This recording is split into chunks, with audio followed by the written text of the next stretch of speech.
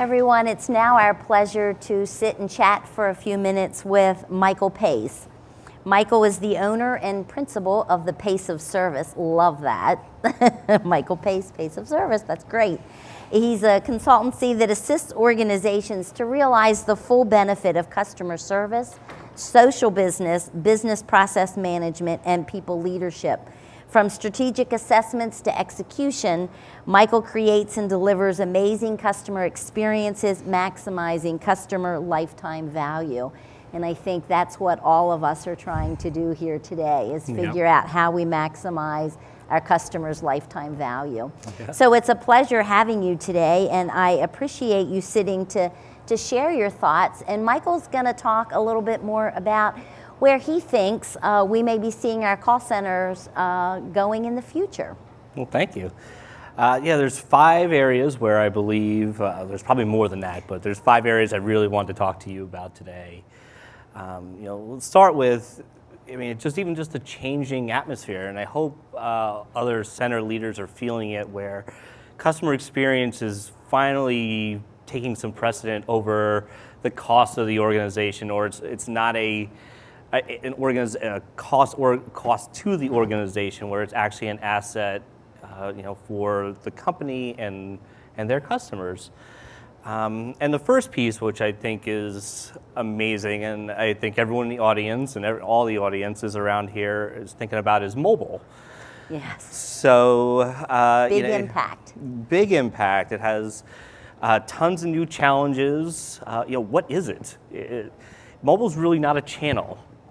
It's a device plus a circumstance, and then sometimes there's even an application or ecosystem that's tied to it.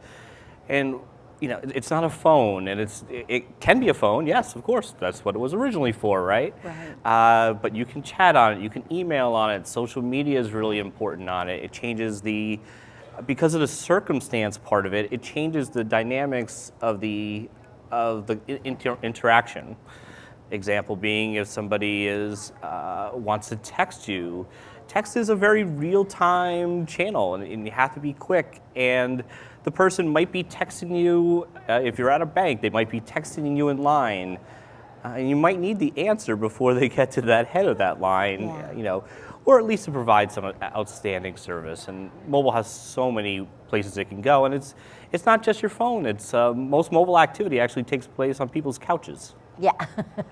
Well, and I think one of the things that mobile has done is it's taking our planning of the volume within our centers, whether it be text or phone calls or chats, to a whole different level, just because of the ability to just get in there quickly with the customer. Right, and as it becomes more prevalent, and especially more prevalent around the world, like places like India and such, you're really going to, your SLAs, your service level agreements, you may need to rethink about them, because when you start tying in things like the device specifically, or the the circumstance that people are under, or the app that you're using to get a hold of people. Yeah. It's all changing. Yes.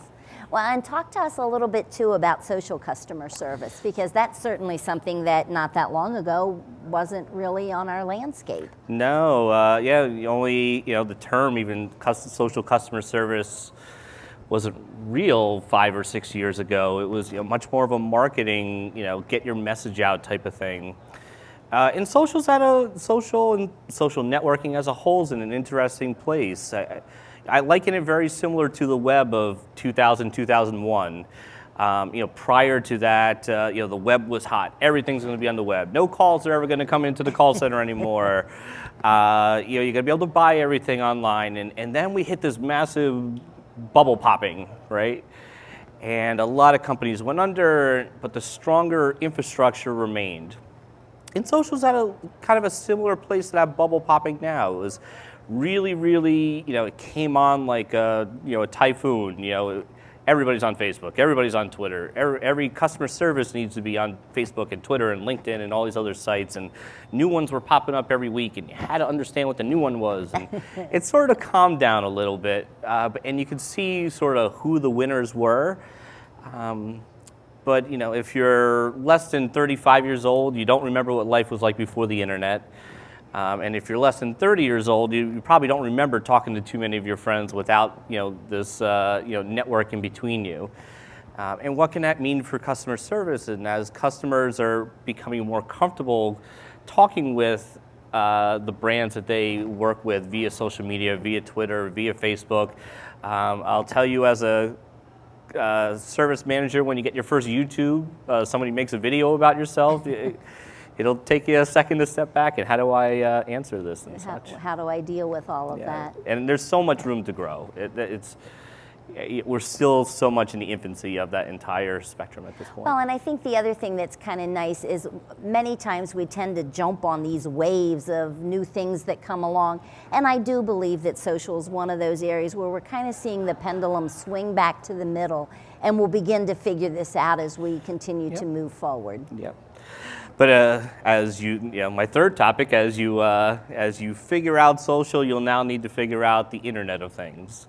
So the Internet of Things is how all of our devices are all connected. If you have a Fitbit that tells you how much you've been walking and it downloads to a cloud-based platform somewhere, or Amazon's offering the Tide button now. You can put a little magnetic button on your washing machine, and when you're running low on detergent, you press the button and Amazon will send you detergent. I love that. Now, what does that mean for customer service? I think it does take the entire e-com world and all the different interface worlds that we work in today, and may just throw them upside down on their heads when your refrigerator is telling you it's time to get milk, or your car is sending you emails because it needs an oil change. And how does that company, how do companies interact with customers, through these devices? Do I want to interact with my car company through my car, or my refrigerator company through Whirlpool, or what have you? I'm not sure, but who knows where it can go. That's right. Well, and I think all of these things that you're mentioning just talks about the faster and faster pace with which we'll have to keep up with these things. Yep. And it's a good segue to my fourth spot. I think there's two areas that I think are really going to be able to help service leaders, in the next coming years. First one's video. If you need to know how to do anything nowadays, what's the first thing you do? You go over to Google or YouTube and Exactly. How do I fix this pipe? How do I correct this? And companies, those sites, those links are durable content that's searchable through Google, right? So if somebody has, if you're in a tool business per se, right?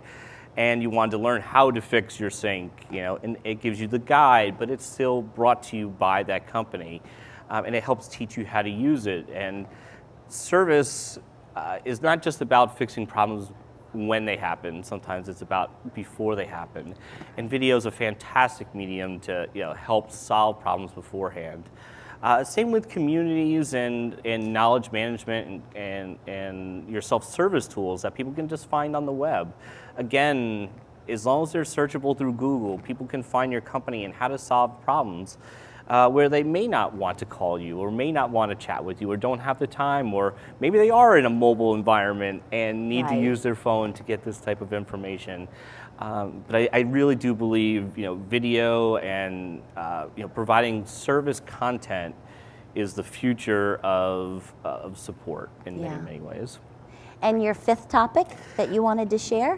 Customer success. So customer success is much more, right now it's a very popular topic in the SaaS or software as a service or PaaS, platform as a service areas, where companies onboard customers.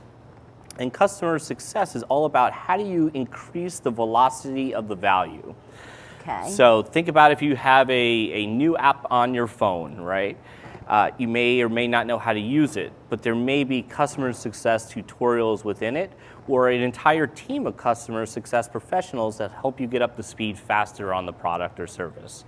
And they're sort of in a weird space. So they're in between sales and support, and there needs to be strong handoffs between the two. But it's going to be incredibly important as more service and more platforms go to the cloud. and people need to understand how to get up on, how to get up onto those platforms and services and use them, most effectively. But it has a lot of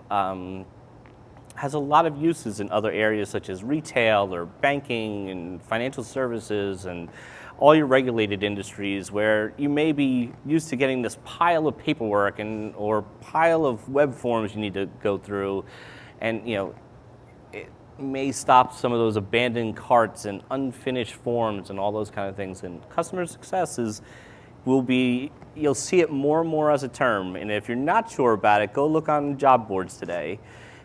Type in customer success, see how many openings for customer success leaders are out there. Right. It's amazing. And I think the other thing that's very interesting too, Michael, that you just brought up about job titles, I think, we kind of talk about how we have had this evolution in our call centers and, kind of what's the change of the future that's coming. Change has always been part of our call center environments, and I don't think any place greater can you find that than in our job titles. Oh, sure. It used to be that we didn't have call center managers, we certainly didn't have workforce analysts, we didn't have quality people, we didn't have customer experience people or customer advocates, and now we're seeing, again, a whole new wave. Social customer service agents, community managers, customer success leaders, all kinds So of it likens to me, we've got this image of our customer, and we as the call centers just holding on tight as they're taking us to the future because they're going to demand change from us in how we respond and they're to demanding them. it now. Yeah, it's very exciting. Yes. Good time to be in call centers. It is. It's a fantastic time. Great. Thanks, Michael. Thank you. We appreciate your time. Thank you.